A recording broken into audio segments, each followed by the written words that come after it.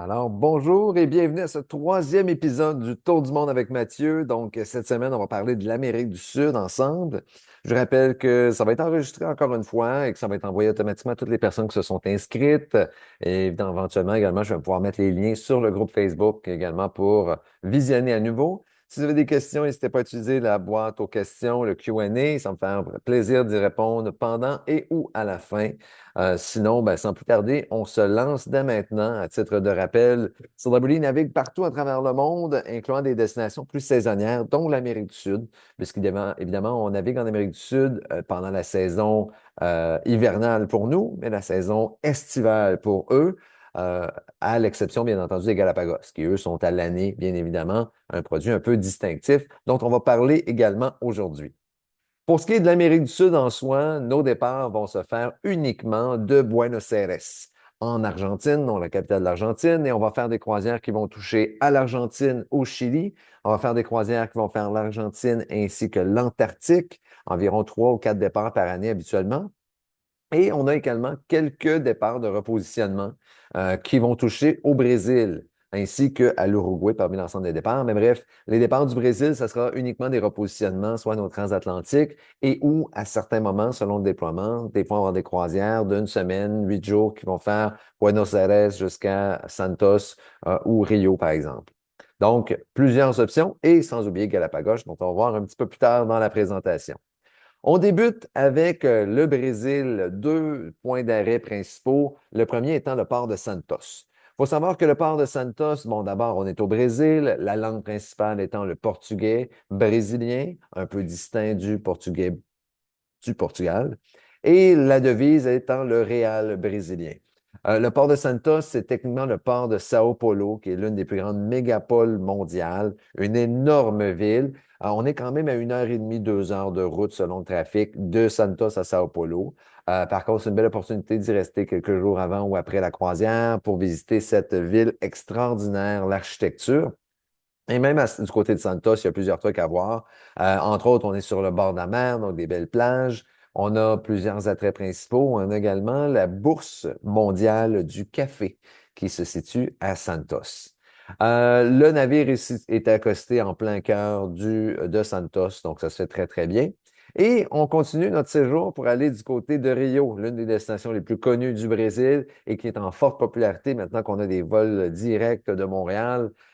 Vous avez Rio, généralement pour nos itinéraires, on va généralement avoir 2 jours complets, donc un overnight à destination. J'ai eu la chance de le faire cette année avec un séminaire en mer et on a la majorité de nos collègues qui étaient à bord ont pu profiter de 2 jours complets sur Rio. Il faut savoir que le port de Rio, où le navire est accosté, c'est pas mal au centre-ville, mais il faut comprendre également que Rio est une grande ville. Donc, autant on est près de certains attraits, on est un petit peu plus loin de d'autres. Mais je vous dirais, à l'extrême, là, si on part du navire jusqu'à Copacabana, on parle d'environ 25 minutes. Donc, ça se fait quand même très, très, très bien. Et les attraits principaux, bien évidemment, on a le Christ Rédempteur, qui est la grande statue en haut de la montagne, qui est absolument spectaculaire. On a également le pain de sucre, hein, vous s'appelez le Sugarloaf en anglais, qui est ce monticule rocheux où on va retrouver des télécabines qui vont nous amener et vous allez avoir une vue panoramique non seulement du Christ Rédempteur, de la ville de Rio, mais également de Copacabana, qui est vraiment impressionnant. Et vous le voyez en bas de l'écran, Copacabana, qui est probablement l'une des plages les plus connues à travers le monde et qui peut parfois être un peu achalandée, mais généralement, ça se fait très, très bien. Donc, magnifique plage à se balader ou même à en profiter, sans oublier les fameux steakhouse brésiliens, les fameuses churrascaria locales qui sont toujours très, très impressionnantes. En fait, pas impressionnantes, mais délicieux, et bien entendu. Ensuite, on s'en va du côté de Buenos Aires, la capitale de l'Argentine. Donc, évidemment, ici, la langue principale, c'est l'espagnol. La devise, c'est le peso argentin. Évidemment, c'est votre occasion d'échanger un peu d'argent et de devenir millionnaire le temps de quelques jours parce qu'évidemment, l'économie argentine n'est pas la meilleure à travers le monde, ce qui fait en sorte que c'est des très, très gros montants, des gros billets au niveau des pesos argentins qu'on vous remet. Parmi les attraits principaux, bien entendu, on va retrouver l'avenue Nueve de Julio, qui est l'artère la plus large au monde. On trouve généralement, si je ne m'abuse, environ 9 voies par sens minimum. Donc, c'est assez impressionnant, sans oublier l'obélisque qui est en plein cœur. en plein milieu. On a le quartier de Puerto Madero également, qui est très agréable, qui est celui en haut à droite de l'écran. Puerto Madero, qui est l'ancien port de Buenos Aires, mais qui a été reconverti en un secteur branché. On retrouve plusieurs restaurants, terrasses, boutiques.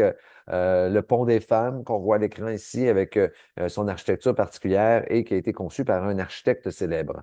Il faut comprendre également que, autant comme le Brésil, l'Argentine est extrêmement reconnue pour ses qualités de viande, ce qui fait que des steakhouse, on en a partout et c'est vraiment absolument exquis. On va également retrouver la place centrale qu'on appelle Plaza de Mayo, où on retrouve le palais présidentiel ainsi que la cathédrale de Buenos Aires. Et l'un des quartiers les plus connus, les plus populaires à visiter, c'est le quartier de la Boca. Donc, la Boca, c'est un quartier qui a été bâti par des immigrants italiens qui ont bâti un quartier extrêmement coloré.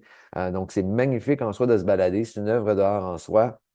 Mais également, on a plusieurs œuvres artistiques en rue. Donc, on va avoir des danseurs de tango un peu partout, des chanteurs, des peintres. Bref, il y a vraiment de tout. C'est vraiment, vraiment intéressant à se balader.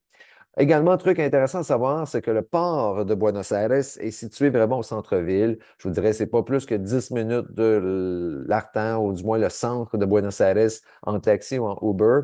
Le port de Buenos Aires est atypique un peu parce que on a le terminal où on fait faire tout le processus de sécurité et d'enregistrement. Et par la suite, on doit prendre un autocar du terminal qui va nous amener au navire parce que c'est un port industriel. Donc, on doit quand même se rendre un petit peu plus loin pour aller prendre le navire. Également, à savoir que Buenos Aires se trouve sur la rivière, le fleuve le plus large au monde, qu'on appelle Rio de la Plata. Et pourquoi je vous en parle tout de suite? C'est parce que Montevideo, qui est la capitale de l'Uruguay, se trouve pas juste en face, mais de l'autre côté de la rive, en diagonale, si on veut, de Buenos Aires. Donc, lorsqu'il fait beau, à partir de Buenos Aires, on voit la rive de l'Uruguay de l'autre côté. Et donc, Montevideo fait partie des premières escales qu'on va faire sur l'ensemble des itinéraires. Étant la capitale de l'Uruguay, on va y parler espagnol également et la devise principale sera le peso uruguayen. Magnifique endroit où on a le port en plein cœur du centre-ville. On peut facilement marcher pour aller se balader au centre-ville, aller voir l'architecture, les places centrales et tout. Également, il y a le fameux marché, le Mercado, qui est directement à côté du port, qui est vraiment impressionnant. On va y retrouver plusieurs bons steakhouse, restaurants à l'intérieur. On fait cuire justement les pièces de viande, les poissons sur le feu de bois. Ça sent bon. C'est vraiment intéressant. On a également le boardwalk et c'est une belle occasion également pour aller faire soit des visites de vignobles ou aller visiter un ranch local. On a ici, par exemple, Estancia La Ribida. On va voir justement les techniques de dressage de chevaux. On va voir également justement tout le ranch en soi, mais aussi, généralement, on y offre un barbecue local, donc un dîner local très, très intéressant. On va également faire escale du côté de Punta del Este, toujours en Uruguay cette fois-ci. On est vraiment à l'extrémité du côté, l'extrémité est, donc du côté de l'Atlantique, avec Punta del Este. C'est une station balnéaire phénoménale. Le navire n'est pas accosté, donc on est à l'ancre et on a environ une dizaine de minutes de bateau à faire pour se rendre sur la rive. On arrive directement sur les plages de Punta del Este qui sont absolument magnifiques. L'eau, les plages, c'est de toute beauté. La ville en soi est intéressante, entre autres pour l'architecture, du moins la statue de la Mano. La Mano étant la main en français, on retrouve ces 5 doigts qui donnent l'illusion de ressortir du sable. Donc, un des attraits principaux. Sinon, c'est une belle occasion également pour aller visiter des vignobles. Des régions qui sont magnifiques, des très, très bons vins locaux également à découvrir. Et finalement, on a également le Casa Pueblo. Casa Pueblo qui est en fait un mélange d'hôtels, de clubs, de musées, tout à la fois, qui est une œuvre architecturale assez particulière en bord de mer qui est vraiment intéressante à découvrir. Ensuite, toutes nos croisières qui vont faire l'Antarctique et le sud de l'Amérique, en fait, on va passer par Port Stanley, qui est la capitale des îles Falkland, aussi connue sous le nom des îles Malouines.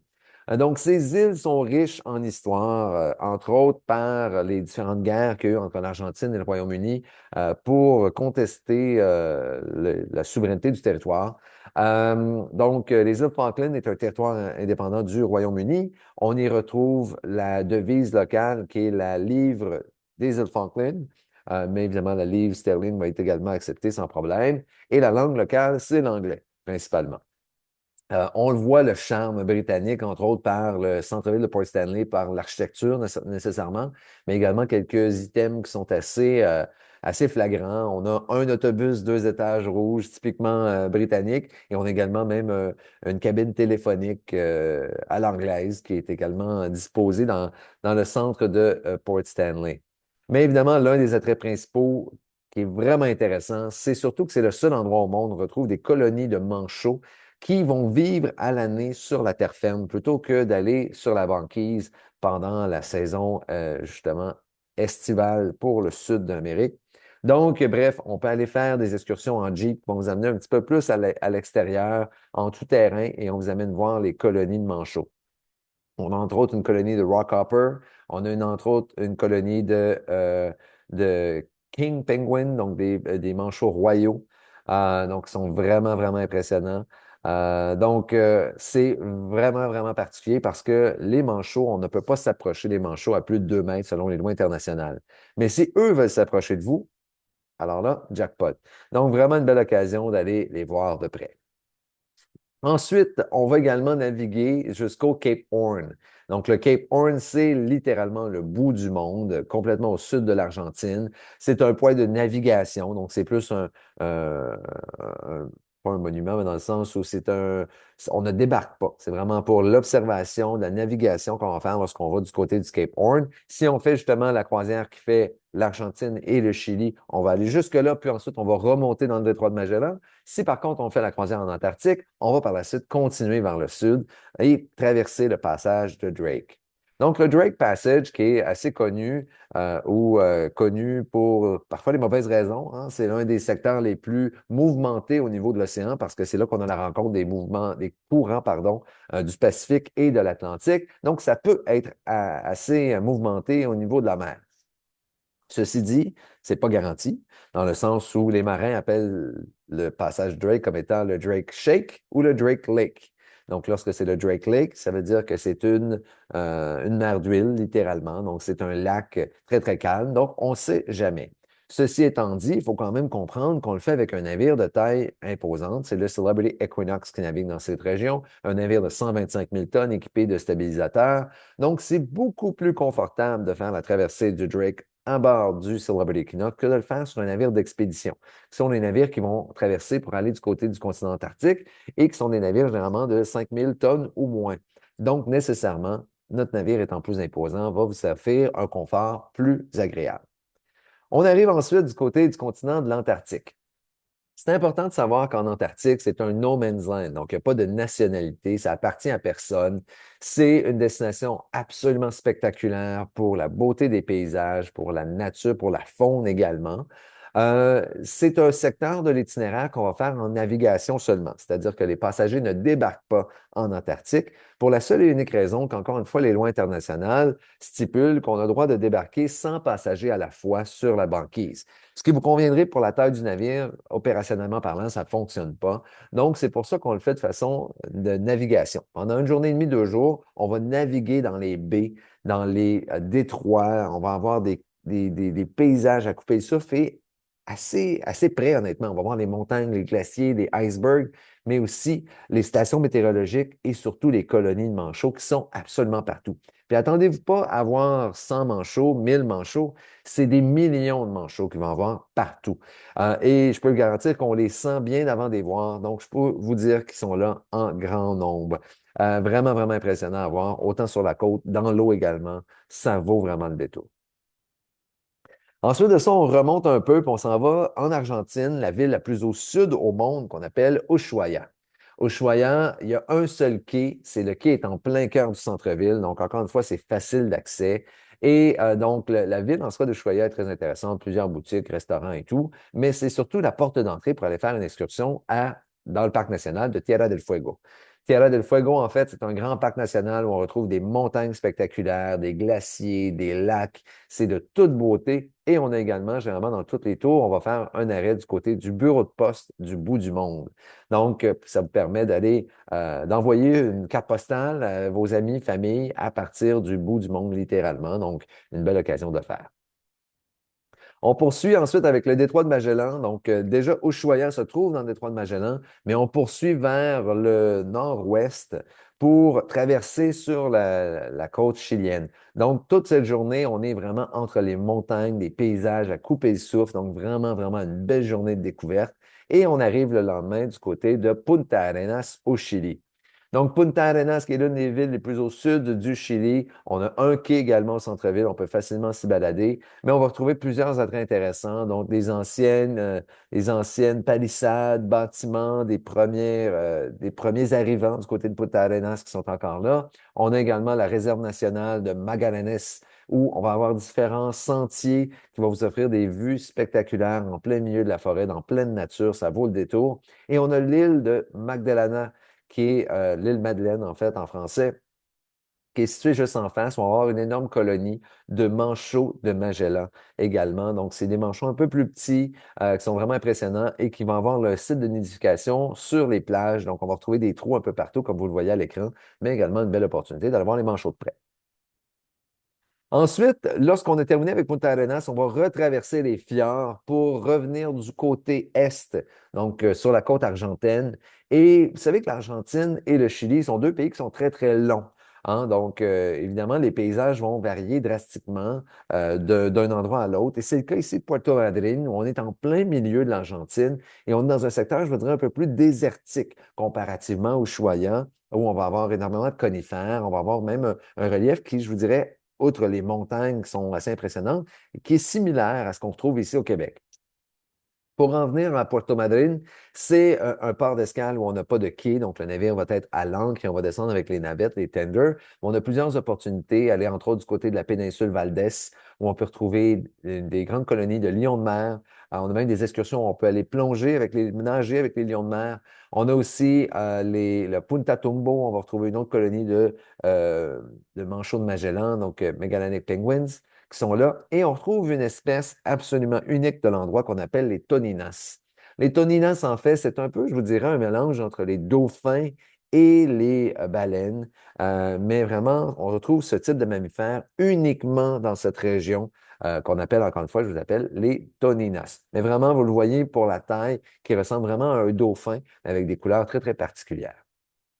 C'est ce qui fait le tour pour notre portion de l'Amérique du Sud en soi. On reste toujours en Amérique du Sud, mais cette fois, on remonte un peu plus haut pour aller aux Galapagos. Je vous le rappelle, c'est une destination qu'on fait à l'année dans l'archipel des Galapagos. C'est important de comprendre que nos croisières partent uniquement et se terminent uniquement à Baltra, aux Galapagos. Donc, on n'a jamais le navire qui va traverser le Pacifique et tout ça. Des fois, les gens, c'est ça qu'on a comme inquiétude. On ne veut pas faire de longues traversées, mais ce n'est pas le cas. On reste toujours à l'intérieur de l'archipel et on doit voler pour se rendre. Donc, on a nos vols qui arrivent directement à Baltra pour aller prendre le navire de croisière.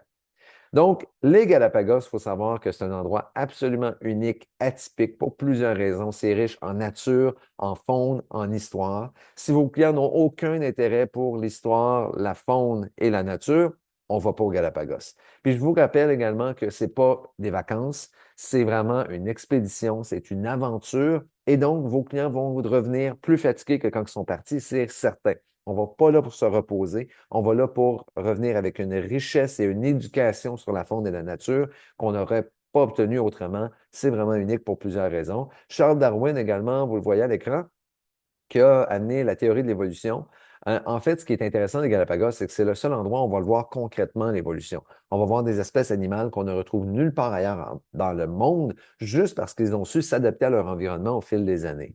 Donc, c'est également ce qui fait en sorte qu'une façon facile de décrire les Galapagos, c'est de dire que c'est le seul endroit au monde où la nature n'a pas appris à avoir peur de l'être humain. Et c'est vrai, parce qu'on a cette proximité avec la nature qu'on ne peut pas retrouver ailleurs. On est littéralement 1000 km à l'ouest de l'équateur. Tous nos départs se font directement de Quito, en fait, avec des circuits pré- et post-croisière. Et ensuite, on prend les vols domestiques qui nous amènent aux Galapagos. Ensuite de ça, évidemment, les yeux d'expert. On voit la nature, comme je vous en parle depuis tout à l'heure. On va aller voir les fous, les fous de Nazca, les fous à pieds rouges, les fous à pieds bleus qui sont absolument partout. On a également les iguanes marins, hein. C'est les seuls iguanes au monde qui peuvent aller plonger sous l'eau pour se nourrir. Donc, c'est vraiment, vraiment impressionnant. Les albatros des Galapagos également qui sont disponibles sur place. Avec certaines périodes dans l'année, on va voir les sites de nidification qui sont un peu partout. Et surtout, les lions de mer qui sont absolument partout, partout, partout, à tout moment. Puis c'est ce qui fait la beauté de la chose, c'est qu'encore une fois, ils n'ont pas peur, ils ne vous voient pas comme une proie, ils vous voient plutôt comme une curiosité. Donc, on peut aller nager, ils vont nager alentour de vous, on va avoir cette proximité, encore une fois, avec le lion de mer qui est vraiment, vraiment, vraiment impressionnant, puis qui fait justement ben, le, le- le summum du voyage, pour dire de tout au tout. Donc, vraiment des belles découvertes de ce côté. Donc, vous voyez à quel point ils sont prêts. On a également des expériences qui sont centrées sur les communautés parce que nécessairement, on a beaucoup d'investissements qu'on fait pour les communautés locales, en reforestation également. Ça fait plus de 22 ans que Celebrity Cruises navigue du côté des Galapagos. Donc, on est bien établi pour le produit, mais on est établi également avec les communautés et surtout pour l'environnement, bien entendu. On a plusieurs initiatives, soit au niveau du traitement des eaux, système de positionnement dynamique, ce qui fait qu'on n'utilise pas d'encre pour ne pas endommager les fonds marins. Consommation de carburant qui est réduite. On n'a également pas de plastique à usage unique, panneaux solaires, bien plus encore. Donc, bref, une attention vraiment particulière pour ne laisser aucun impact, aucune trace. Et même principe, lorsqu'on part en excursion, on s'assure justement de désinfecter autant à l'intérieur que lorsqu'on va sur place pour ne laisser aucun impact.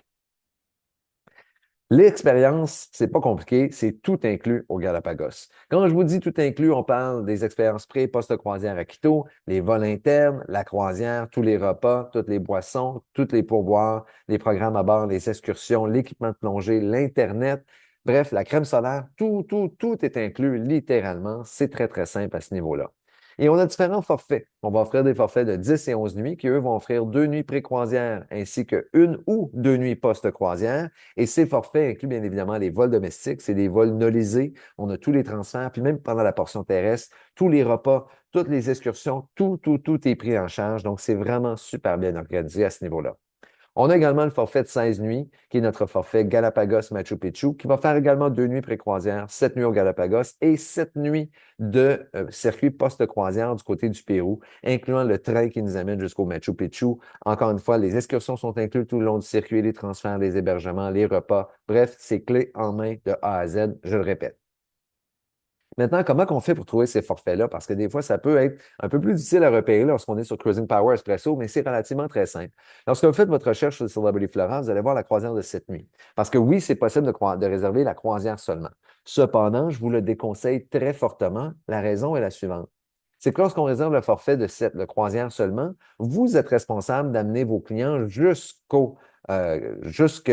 Baltra, jusqu'au Galapagos. Et donc, nécessairement, ça vous prend des vols. Vous voulez pas nécessairement arriver la journée même parce que on veut pas risquer de manquer de navire, parce qu'après ça, c'est plus difficile d'aller reprendre le navire au prochain port d'escale, hein. Il n'y a pas d'aéroport, il n'y a rien au port où on va visiter. Et ensuite de ça, si on reste quelques jours avant, ben, il y a pas d'installation hôtelière sur l'île où se trouve l'aéroport. Donc, on doit aller sur l'île de Santa Cruz à côté. Donc, tout ça pour vous dire que c'est complexe et assez dispendieux. Alors que pour le peu de différence qu'on a avec les forfaits croisière, à ce moment-là, ça vaut vraiment la peine. C'est très simple quand vous faites votre recherche, vous le voyez, vous avez des départs, mais regardez l'onglet Cruise Tours Packages ou si vous l'avez en français, ça va être inscrit Visite de croisière. Donc, c'est une traduction un peu boiteuse pour Cruise Tours, mais c'est ce que c'est. Donc, Visite de croisière, Cruise Tours Packages. Et lorsque vous cliquez, vous allez voir l'ensemble des options possibles pour chacun des départs. Donc, ici, on avait le départ du 7 décembre qui inclut un forfait de 10 nuits, 11 nuits et 16 nuits qui est disponible ainsi. Et à ce moment-là, vous avez les tarifs qui sont ajustés en conséquence. Au niveau des itinéraires, on a 2 itinéraires avec le Celebrity Flora, soit le Inner Loop, Outer Loop. Dans les 2 cas, on fait sensiblement les mêmes îles, mais avec des points d'arrêt différents. Et donc, quel est le meilleur des 2 itinéraires? Aucun.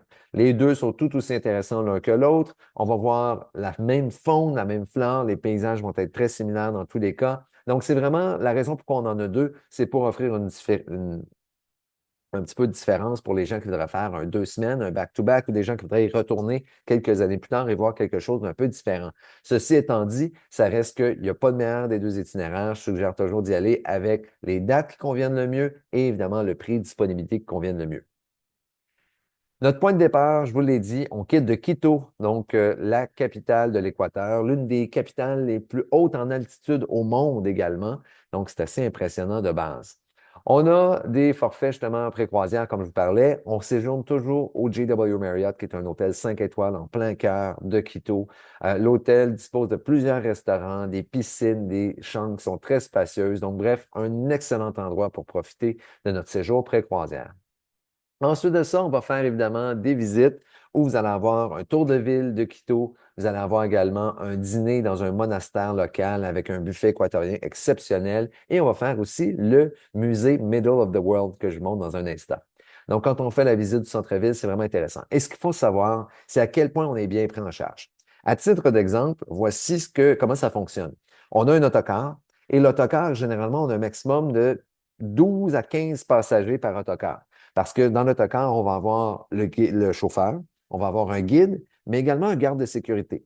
Pas parce que c'est une destination qui est extrêmement dangereuse, mais évidemment, on est en Amérique latine, donc des pickpockets, on peut en avoir un peu partout. Mais ce qui est intéressant de ça, c'est qu'à chaque fois qu'on va débarquer de l'autocar pour aller voir une église, aller voir un élément particulier, bien, on est un petit groupe, je le rappelle, et on a le garde de sécurité qui est en arrière, qui vérifie, ou du moins qui surveille vos poches, qui surveille vos sacs à dos. Donc, vous n'allez pas avoir ce stress constant de regarder qui est à ma gauche, qui est à ma droite et tout. On a cette sécurité parce qu'il y a quelqu'un qui est là pour vous à tout moment. Donc, encore une fois, je le rappelle, c'est pas parce que c'est dangereux, mais on a cette paix d'esprit qui vaut tout son pesant d'or pour ça. On va également faire le musée Middle of the World parce qu'évidemment, on est en Équateur, donc la ligne équatoriale, elle est là. On s'en va directement sur la ligne équatoriale. Puis on a quelques jeux ou du moins exercices à faire qui sont assez impressionnants. Donc, par exemple, voir l'eau tourne dans un sens lorsqu'on est d'un côté de la ligne équatoriale et on transporte le bassin à quelques centimètres de l'autre côté de la ligne et on va voir l'eau qui va tourner dans l'autre sens. Donc, c'est assez impressionnant, en plus de d'autres trucs qu'on va vous présenter. On termine la journée avec un repas dans un restaurant local. Dans le fond, on a nolisé un restaurant complet pour le groupe du Celebrity Flora. Et donc, on va pouvoir vous offrir un repas gastronomique extraordinaire. Encore une fois, bien entendu, tout inclus dans votre forfait. Et le lendemain, on s'en va du côté de l'aéroport et c'est là qu'on monte à bord de notre vol Nolisé. Je le répète, un vol de 2 heures seulement qui va nous amener de Quito directement jusqu'à Baltra, ce qui est assez rare parce que souvent les compagnies aériennes vont faire escale du côté de Guayaquil avant de se rendre du côté de Baltra. Donc nous, on part de Quito jusqu'à Baltra directement. Et lorsqu'on arrive à Baltra, eh bien, on débarque, on embarque dans un autocar et on a à peine 10 minutes à faire avant d'arriver sur la rive. Et de là, on monte dans le Zodiac pour monter à bord. Donc, c'est quelques petites étapes, mais ça se fait ultra rapidement, facilement. Le navire n'accoste jamais, donc on doit toujours prendre le Zodiac pour monter et descendre, et tout est géré à la perfection par notre équipe d'expédition au Galapagos. Le Flora, je prends quelques instants pour vous en parler parce que c'est un navire qu'on parle un peu moins généralement, étant donné que c'est notre petit navire d'expédition, un navire de 100 passagers seulement, 50 cabines, 81 membres d'équipage et on a uniquement des suites à bord de ce navire. Donc, vraiment, vraiment particulier. Il a été bâti en 2019, donc il est encore neuf, il a même passé en cale sèche récemment. Donc, bref, un magnifique navire pour cette destination. On va découvrir le navire, évidemment, qui a été bâti pour la destination, mais par la destination et dont tous les membres d'équipage, évidemment, sont équatoriens ou des Galapagos. Le navire, on va embarquer à partir de la marina. C'est là que je vous disais, on monte et on débarque à tous les jours avec nos Zodiacs, justement. C'est également l'endroit où on va pouvoir installer, on a des crochets pour installer nos équipements de plongée, donc on n'a pas à ramener l'équipement mouillé en cabine. Donc, tout est vraiment bien organisé de ce côté également. On va monter et descendre avec nos Zodiacs spéciaux.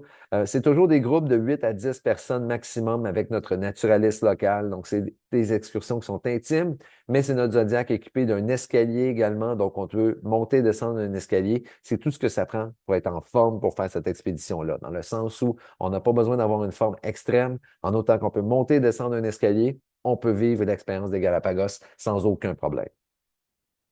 Après ça, on a une petite bibliothèque qu'on appelle Darwin's Cove.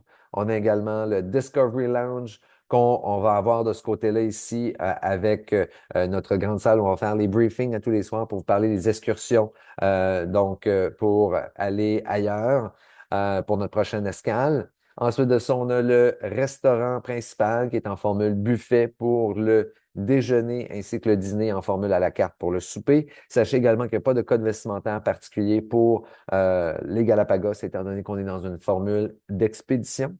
On a aussi le laboratoire qui est disponible parce que nos naturalistes, vos guides sont avec vous à bord du navire. Ce sont des historiens, des biologistes marins qui vont être là pour vous donner de l'information. Donc, si vous en voulez davantage, on peut aller au laboratoire donc pour inspecter, par exemple, les distinctions dans le sable vert, le sable rouge, parce que oui, on a différents types de teintes au niveau du sable.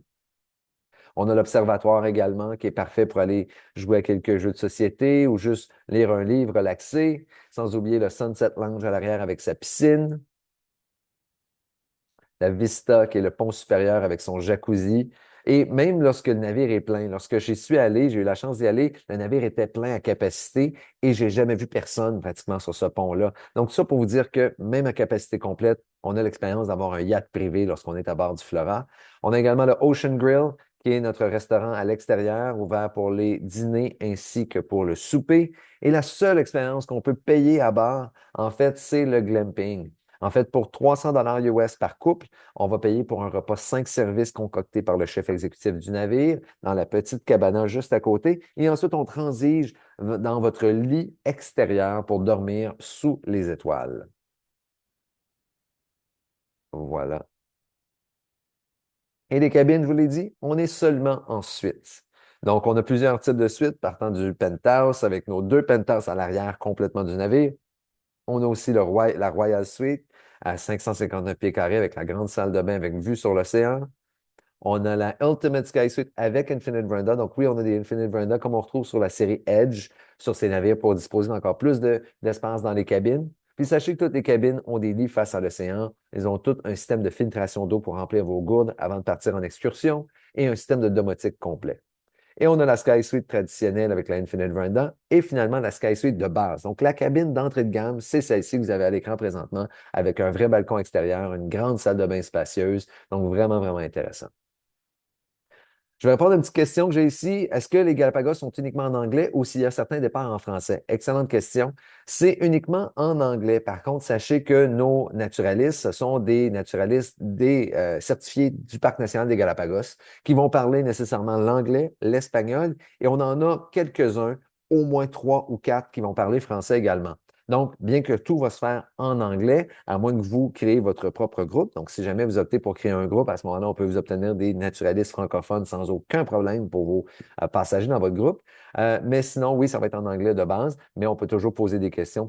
C'est très, très facile de pouvoir se faire parler en français parce que généralement, on a au moins un des naturalistes qui va parler français à bord. Maintenant, regardons les destinations ensemble. Donc, je vais passer rapidement à travers les destinations, mais c'est vraiment pour vous permettre de voir les différences et les types d'opportunités d'excursion qu'on peut proposer. Ici, du côté de Rabida, on va retrouver des grandes plages de sable rouge avec des colonies de lions de mer. On va retrouver également des pélicans, des fous à pieds bleus, des fous de Nazca. Et lorsqu'on va faire des excursions de plongée en apnée, donc Mastuba, on va retrouver des requins à pointe blanche, des raies et encore une fois des lions de mer. On a aussi Elizabeth Bay, où on va retrouver une colonie de manchots des Galapagos. Sachez que c'est les manchots les plus nordiques au monde, qui vivent du côté des Galapagos à l'année. Ce sont des petits manchots également, sont beaucoup plus petits en termes de taille, mais vraiment, vraiment intéressant à les observer. On va retrouver également dans ce coin-là les raies léopards, les iguanes marins, les fous à pieds bleus, encore une fois. Et tout ça va être proposé sous forme de une petite excursion en zodiac, que ce soit une randonnée à pied, que ce soit une plongée en masque tuba, ça peut être également une excursion en kayak. Donc, les options sont vastes et sont multiples. Donc, on va offrir autant une randonnée de plus courte durée, de moyenne durée, de plus longue durée. Et donc, on peut choisir le niveau à lequel on veut faire pour nos excursions. On a ensuite Caleta-Tagus qui va nous permettre de faire justement une randonnée un petit peu plus intéressante en montagne pour voir un aperçu du lagon ainsi que de la baie où le navire est accosté ou du moins ancré. On va retrouver une opportunité pour aller faire une plongée masque-tuba pour aller voir les tortues de mer qui sont également multiples et encore une fois, la proximité avec justement les tortues sont vraiment, vraiment, vraiment impressionnantes. On a ensuite Gardner Bay, la baie de Gardner, qui est une grande, grande plage de sable blanc où on retrouve des dizaines et des dizaines de lions de mer. C'est également l'opportunité de faire une excursion en fait, une plongée masque tuba à partir de la plage. Donc, assez facile. On marche en plage puis on s'en va un petit peu plus loin. Et là, on va pouvoir observer des poissons tropicaux, des tortues et également quelques requins si on est chanceux. Et me voici à côté des lions de mer qui, justement, ont absolument aucun intérêt que vous soyez là. Ils n'ont pas cette peur qu'on ait des humains aux alentours. Ils vont simplement se prélasser au soleil sur la plage et continuer à dormir sans aucun problème. On a aussi Punta Suarez qui est intéressant pour aller voir justement les colonies d'albatros, donc les différents sites de nidification d'albatros, entre autres, des fous à pieds bleus un peu partout, les geysers qu'on va retrouver à travers la roche, qui sont des formations à travers les roches où les vagues vont briser et l'eau va ressortir. Donc, assez impressionnant. On a également Punta Cormorán sur l'île de Floréana où on va retrouver ces lagons avec ce sable un peu plus verdoyant. Donc, c'est ce qui va faire en sorte qu'on va retrouver du sable vert. Parmi les lagons, on retrouve généralement les flamants roses qui sont multiples. On va trouver des tortues géantes également. On va voir également une randonnée qui va traverser d'un côté à l'autre de l'île pour aller voir d'autres lions de mer aussi. Donc, ici, on a plus une randonnée qui est intéressante ici, sans oublier qu'on a une baignade avec l'apnée, en fait, plutôt une plonge en apnée qui est possible à partir de la plage. Ensuite de ça, on a le bureau de poste, donc Post Office Bay, en fait, qui est vraiment intéressant point de vue historique, parce qu'à l'époque, c'était un baril qui était utilisé comme type de bureau de poste à l'époque des pirates, des boucaniers, des baleiniers. Et donc, le fonctionnement était simple. On laissait les paquets, les lettres dans le baril et le prochain bateau qui retournait sur le continent rapportait le tout pour ensuite mettre le tout à la poste. Aujourd'hui, la tradition persiste. Par contre, le processus est assez intéressant. Vous pouvez laisser une carte postale, justement, et vous-même, vous regardez l'ensemble des cartes postales qui se trouvent dans le baril. Et si vous avez une carte postale qui devrait, où l'adresse est non loin d'où vous vivez, vous devez de la rapporter et de la remettre en main propre. Donc, c'est un processus qui est très efficace puisque votre carte peut être postée en quelques semaines ou en quelques années ou ne jamais être arrivée à destination, littéralement. Bref, c'est intéressant et c'est assez drôle à la fois. On a Urbana Bay également qui est intéressant puisque c'est un secteur de l'île d'Isabella qui est très volcanique. D'abord, il faut savoir qu'on a des formations rocheuses tout le long, c'est à perte de vue. Et là, à certains moments de notre randonnée, on va avoir des espèces d'oasis où on va voir justement des lagons, des petits lagons, et on va avoir des dizaines et des dizaines de flamants roses. Donc, c'est pratiquement un mirage, je vous dirais. C'est vraiment impressionnant, de toute beauté. Et lorsqu'on est plus près de la côte, de la mer, mais là, on va voir justement des baies avec des tortues, des requins, certains manchots de Galapagos également qu'on peut retrouver de ce côté-là. Et dans le coin d'Urbina Bay également, on a l'option d'aller voir les fameuses tortues géantes. Ces tortues géantes qui ont parfois des centaines d'années, qui sont absolument impressionnantes par leur taille, sont géantes, comme on le dit évidemment, et ils ont très peu peur, encore une fois. Donc, on a cette proximité avec l'être humain qui est assez particulier. Et d'en apprendre davantage sur leur mode de vie et leurs prédateurs. En fait, ils n'ont aucun prédateur. Donc, les deux seuls prédateurs, c'est les falaises, donc tomber en bas d'une falaise, et les indigestions. C'est les deux seules façons connues qu'ils peuvent mourir. On a ensuite de ça Punta Espinosa, qui est intéressant. Et la grande photo que vous voyez à l'écran, c'est pas des formations rocheuses, mais c'est plutôt une colonie d'iguanes marins. Donc, ils sont absolument partout. Vous allez être en mesure d'apprendre à distinguer les différents types d'iguanes, les iguanes marins, les iguanes terrestres, les iguanes Christmas iguanas, ce qu'on appelle, donc les iguanes de Noël, par les différents types de couleurs, leurs teintes. Ce qui est intéressant également avec les iguanes marins, c'est qu'ils ont ce fonctionnement, cette habileté qu'ils ont appris puisqu'ils vont nager sous l'eau pour aller se nourrir. Ils doivent également expulser le sel de l'eau salée. Et donc, généralement, lorsque vous marchez près d'eux, ils vont vous cracher du sel. C'est pas méchant, mais c'est ce que ça fait. Donc, assez impressionnant aussi. Du côté de Seymour Norte, on va également voir, encore une fois, des foie-pieds bleus, mais aussi les frégates des Galapagos, qui est cet oiseau avec cette gorge rouge dont le mâle va gonfler sa gorge rouge pour impressionner les femelles. Donc, c'est assez particulier également de voir à quel point c'est extensible et justement des couleurs assez flamboyantes. Du côté de Punta Pitt, on a l'opportunité de voir non seulement les foie-pieds bleus, les faux Nazca, mais aussi les foie-pieds rouges, qui sont un petit peu plus rares. Les foie-pieds bleus qui sont absolument partout, les faux Nazca qui sont assez répandus, mais les foie-pieds rouges, on va les voir, mais on ne les voit pas aussi souvent. Donc, une autre belle occasion de les observer ici. Et ensuite, on arrive du côté de Puerto Ayora, qui est la seule grande population, la seule ville des Galapagos, du moins grande ville. C'est la capitale, si on veut, des Galapagos. Euh, c'est à cet endroit qu'on va faire plusieurs types d'excursions. D'abord, on va vous amener à planter des arbres, ce qui fait partie de notre programme de reforestation. Depuis des années, on a planté plus de 60 000 arbres à travers justement Santa Cruz. Donc, tout est organisé, c'est simple, c'est facile. On fournit des bottes, on fournit des outils, ça prend quelques minutes, c'est pas très long non plus. Et ensuite, on vous amène du côté de la ferme de tortues géantes.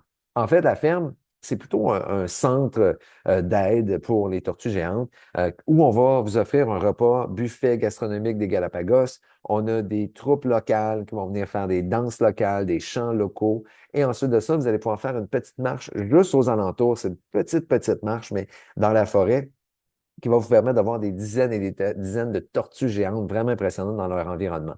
Donc, une autre belle occasion d'en profiter. Et donc, ça, généralement, c'est notre dernière escale. Et par la suite, on revient du côté de Baltra et on prend notre vol de retour.